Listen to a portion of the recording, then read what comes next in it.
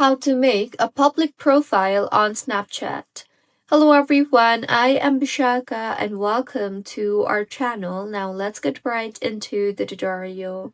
Firstly, go ahead and open the Snapchat application on your device and make sure you are signed in.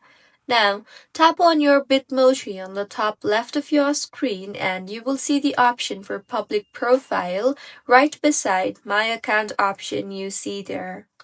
Now, if you want to make changes in your public profile, then you can simply tap on the stories option you see there and add stories to your public profile, or you can tap on spotlight to add snaps that you post to spotlight and it will appear here. You can then tap on the insights option and then add to your public story if you want.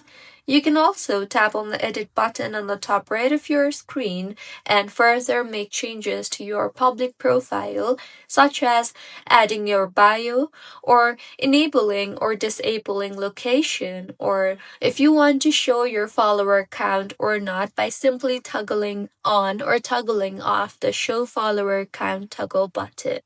You can also tap on the edit background image option you see there and add in your background image. And for advanced settings, you can tap on the settings option on the top right of your screen and further go ahead and review the settings and make changes to your public profile accordingly.